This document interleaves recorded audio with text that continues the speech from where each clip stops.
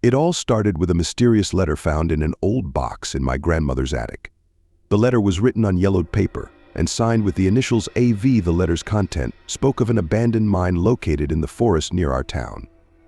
I, Nikolai, have always been fascinated by ancient mysteries and secrets, so I couldn't ignore such a discovery. The next day, I went to my best friend Pavel's house to share the discovery. We sat in his kitchen, surrounded by old maps and books about local history. Pavel had always supported my adventurous undertakings, and this time was no exception. He immediately suggested we go to the site and explore the mine. Our path lay through a dense forest that seemed to hold many secrets. The trees here were tall and old, their branches intertwining to create a thick canopy through which light barely penetrated. We followed a barely visible trail, guided by the directions in the letter. After a few hours, we finally reached the mine. The entrance was blocked by debris and overgrown with bushes. It seemed no human foot had stepped here for many decades. We cleared the passage and cautiously entered. Inside, the mine was even more eerie than we had expected.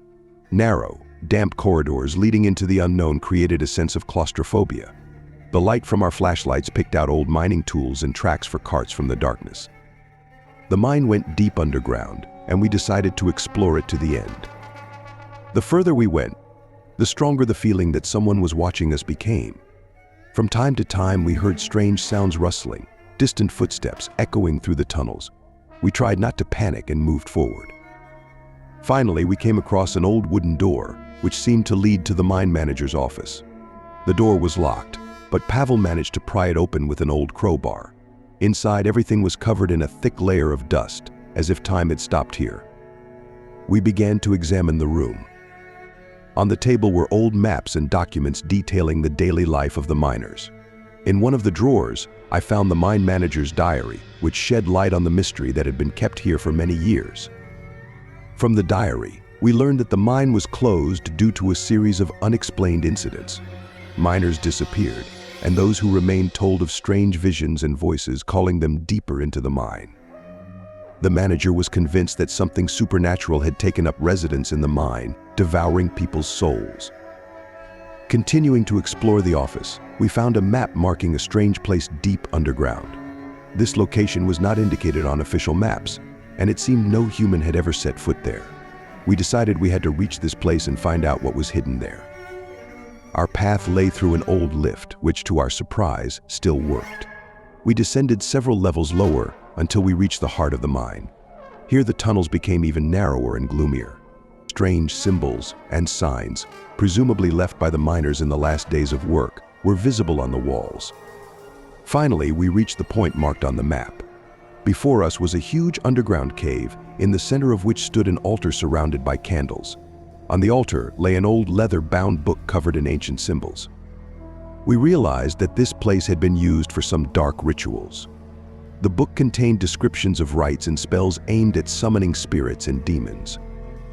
The more we read, the more it became clear that the miners had accidentally awakened something ancient and evil, which caused all the misfortunes. Suddenly we heard a strange sound, and the cave began to fill with thick fog. Shadows began to appear in the fog, as if the miners' souls had come to life. We realized we were in great danger and had to leave this place as quickly as possible. We rushed to the exit, but the way back was more difficult than we thought. The corridors seemed to change, trying to confuse us. We ran, not looking back, hoping to find the way to the surface. The shadows pursued us, whispering ominous words. Finally, we managed to escape the mine and reach the forest. We stood breathing heavily and looked at the entrance to the mine, which was again blocked by debris. We vowed never to return here and never to tell anyone about what we had learned. Returning to the town, we tried to forget what had happened, but the memories of the abandoned mine and its dark secrets still haunt me. I realized that not everything in this world can be logically explained, and some mysteries are better left unsolved.